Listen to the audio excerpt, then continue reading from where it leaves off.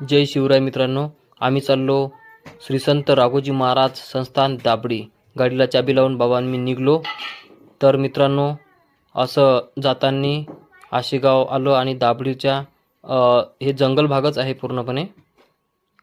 आणि दरबारात गेल्यानंतर महाराजांचं आम्ही दर्शन घेतलं आणि बघू शकता कशा प्रकारे बांधकाम तिथलं आहे.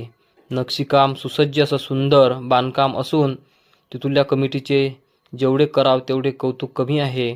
त्यांचं पूर्णपणे कशा प्रकारे सुसज्ज असं मंदिर ठेवलेलं आहे. बघू शकता तुम्ही. राघोजी महाराज यांचे दर्शन घेतले, खडाऊंचे पण दर्शन घेतले.